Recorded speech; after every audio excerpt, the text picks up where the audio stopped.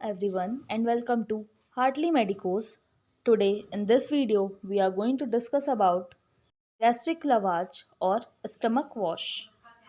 Now let's discuss gastric lavage.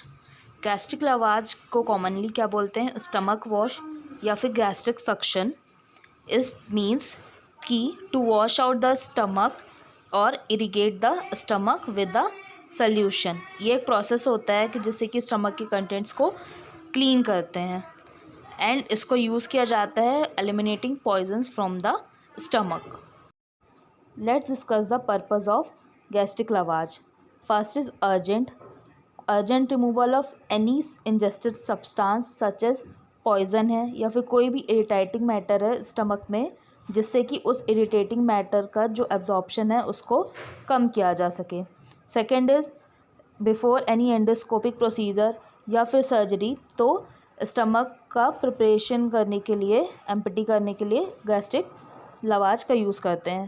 Third is to diagnose gastric haemorrhage and to arrest haemorrhage. अगर कोई भी जैसे कि कास्ट सेल जो हमारी एपिथेलियल सेल्स है स्टमक की उसका बैक्टीरियोलॉजिकल स्टडीज़ करना है तो जिससे कि पता लगा जैसे कि गैस्ट्रिक हैमरेज क्यों है. सो एक पर्पज़ वो भी है. एंड द फोर्थ इज़ अगर कोई भी नॉइज़िया एंड वॉमिटिंग है अगर एक्यूट डायलिटेशन है स्टमक के कारण या फिर पाइलोरिक स्टेनोसिस है या फिर इंटेस्टाइनल ऑब्स्ट्रक्शन है तो भी उसके लिए स्टमक वॉश या गैस्ट्रिक लवाज का यूज़ करते हैं. Now principle involve in the gastric lavage. So जो गैस्ट्रिक लवाज है वो एकम्प्लिश होता है by means of siphon. Siphon क्या है? एक डिवाइस होता है जो कि यूज़ किया जाता है लिक्विड को निकालने के लिए एक वेसल से दूसरे वेसल में फ्रॉम एक हायर लेवल से लोअर लेवल पे, as you can see in the picture at your right hand corner. तो साइफन ऑपरेट कैसे होता है? एटमॉस्फेरिक के वेरिएशन के कारण ऑन द जो लिक्विड है एट डिफरेंट लेवल्स. साइफन एक सिंपल अपैरेटस है जिसमें कि एक बेंड ट्यूब होती है शॉर्ट आर्म की and a long arm. So जो शॉर्ट आर्म को साइफन है उसको प्लेस करते हैं लिक्विड के अंदर जिसको एम्प्टी किया जाना होता है एंड लॉन्ग आर्म को कैरी जहाँ पे लोअर लेवल है वहाँ तक उसको कैरी डाउन किया जाता है. सो एयर ऑपरेट करने के लिए एयर सबसे पहले साइफन ट्यूब से रिमूव कर दी जाती है. जब एयर रिमूव कर दिया जाता है तो फ्लूइड फ्लो होने लगता है क्योंकि डिफरेंट प्रेशर क्रिएट हो जाता है इन दोनों आर्म्स के बीच में. तो जो प्रेशर जब प्रेशर जो लॉन्ग आर्म पे होता है एटमॉस्फेरिक प्रेशर के कारण वो क्या करता है? प्रेस करता है ट्यूब को एंड जो फिर प्रेशर जो बनता है लॉन्ग ट्यूब पे column of the liquid pressing down in the tube तो वो जो डेप्थ ऑफ द कॉलम है लिक्विड का वो ज़्यादा होता है. लिक्विड ग्रेटर होता है किसमें? लॉन्ग आर्म में. तो इस वजह से एक रिजल्टेंट प्रेशर क्रिएट होता है. देयरफॉर जो लेस प्रेशर होता है शॉर्ट आर्म में एंड फ्लूइड फ्लो होना शुरू हो जाता है किसमें? लॉन्गर आर्म में, जब तक कि air enters the system. And जब तक कि एयर एंटर नहीं करते सिस्टम में और एक जो एटमॉस्फेरिक प्रेशर है वो इक्विलिब्रियम उसका एक बार और वंस अगेन वो क्रिएट नहीं हो जाता है तब तक वो जो फ्लूइड है वो फ्लो होते रहता है. सो जो डिफरेंट प्रेशर क्रिएट होता है दोनों आर्म में वो रिमूव करता है फ्लूइड को. About the contraindications of gastric लवाज. Depressed state of consciousness is the first. अगर पेशेंट कॉन्शियस नहीं है तो नहीं करते हैं.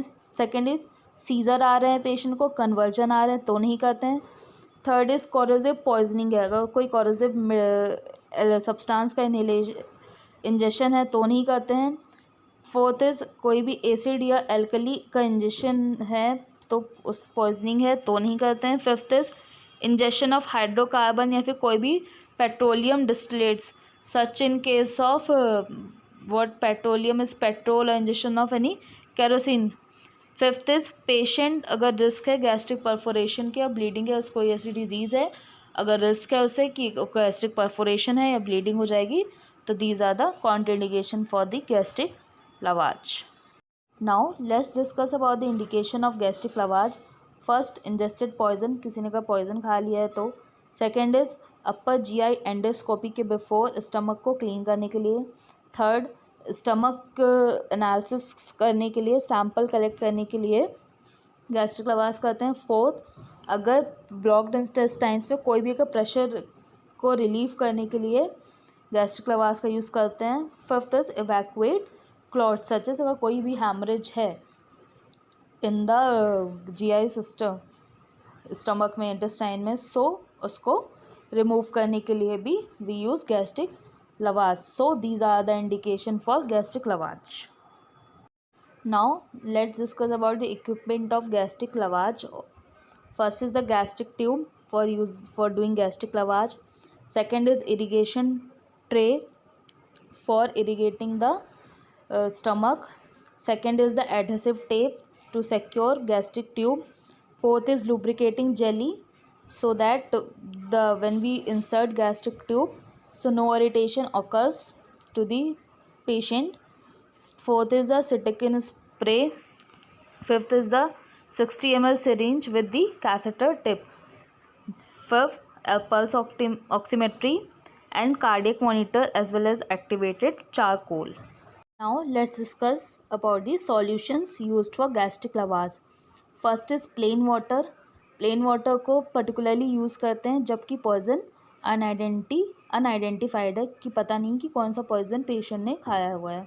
Second is normal saline. Third is week solution of sodium carbonate या फिर boric acid in corrosive poisoning. Corrosive poisoning मतलब कोई भी अगर शैम्पू का इंजेक्शन या फिर ब्लीच पाउडर या फिर कोई भी जो भी सर्फेक्टेंट आते हैं या फिर हार्पिक वगैरह कुछ इंजेस्ट किया है तो उसके लिए वीक सोल्यूशन यूज़ करते हैं सोडियम बाइकार्बोनेट का या फिर बोरिक एसिड पाउडर का. Fourth is specific antidotes.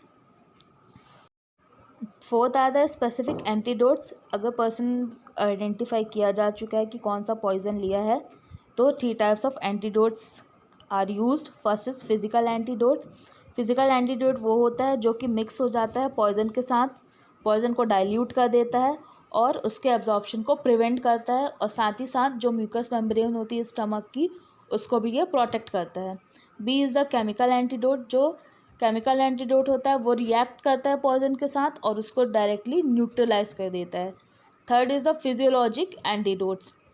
ये जो एंटीडोट्स होते हैं इनका जो सिस्टमिक इफेक्ट होता है यानी कि अपोजिट होता है पॉइजन के. अगर पॉइजन है अगर वो जो स्टमक को डिप्रेस करे यानी कि जो उसके सिस्टम्स को वो उसके जो फंक्शन को अगर वो डिप्रेस कर रहा है तो ये स्टिमुलेटिंग इफेक्ट प्रोड्यूस कर देता है बॉडी में. Now let's discuss about the procedure of gastric lavage या स्टमक वॉश.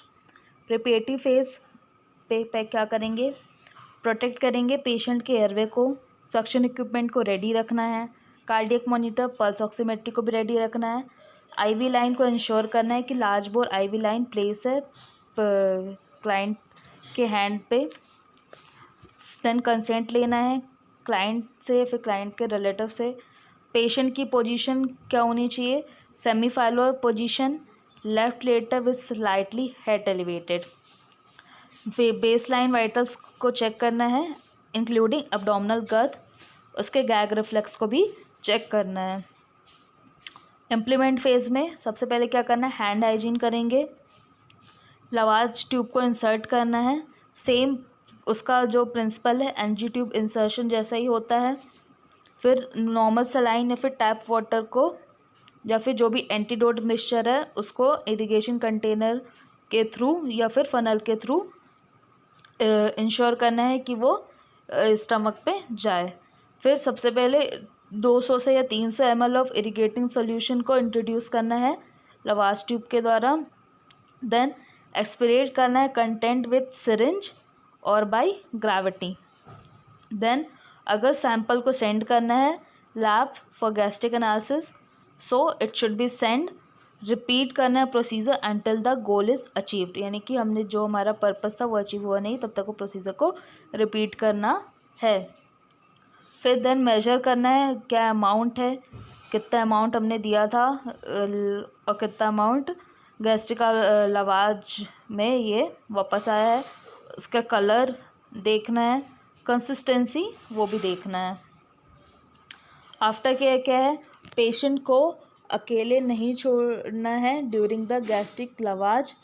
पेशेंट के वाइटल साइंस को मॉनिटर करना है, उसके रेस्पिरेटरी स्टेटस को, पेशेंट के कॉन्शियस लेवल को भी असेस करना है कंटिन्यूसली। और अगर कोई भी एक्यूट चेंजेस आ रहा है तो immediately to the physician inform करना है।